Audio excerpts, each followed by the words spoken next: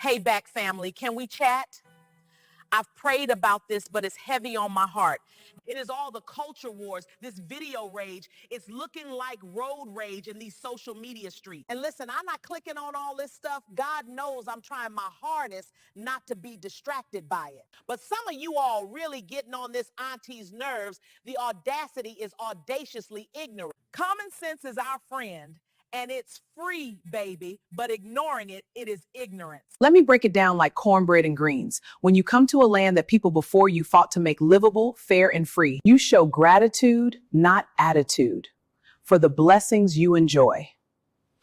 Baby, they were paid for with the souls of folks who never saw the harvest. So if you eating from a tree you didn't plant, don't you dare insult the gardeners. But me or my fellow Black Americans don't owe you nothing.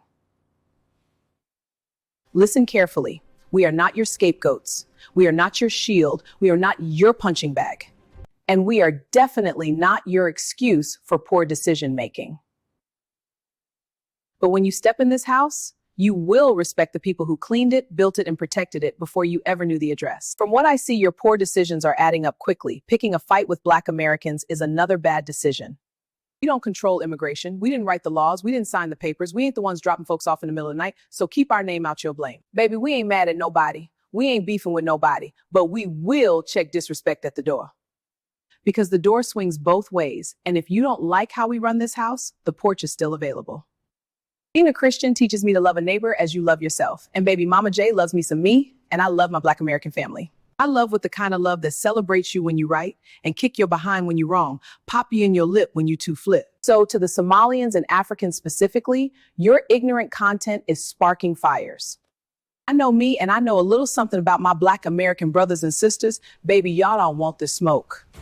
See, I was raised with this saying, where there's smoke, there's fire. Being from California, we always ready for fire season. I'm just saying. In this nation, our family are branded with the memory and history of our ancestors being burned with real fire.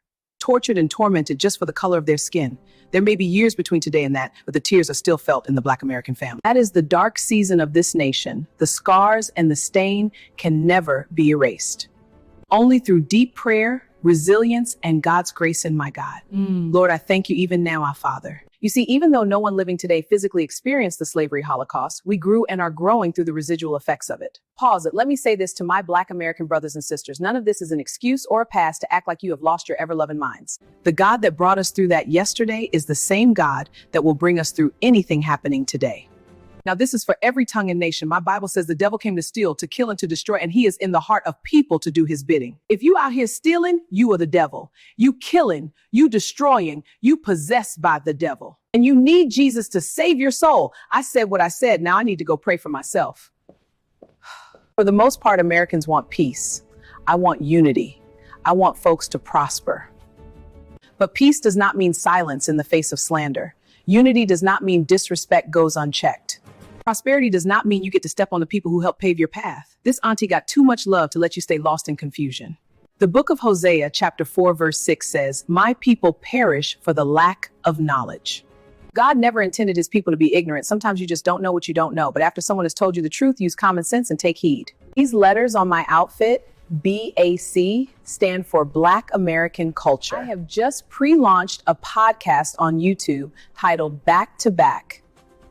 The present climate in this nation has confirmed that this podcast is timely and more needed than just a vehicle for content.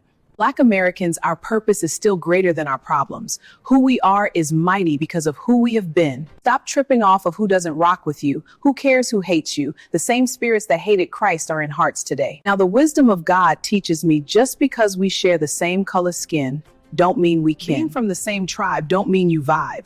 Every people group living has knuckleheads. I won't hold you accountable for yours. All I ask is if you do the same. Not all Black or white people share the same values and opinions. However, common decency, like common sense, baby, is free, but failure to embrace it comes with a hefty price to pay. I'm just saying. Well, as you can see, I have the gift of gab. But in closing, oh Lord, now I'm acting like them long-winded preachers.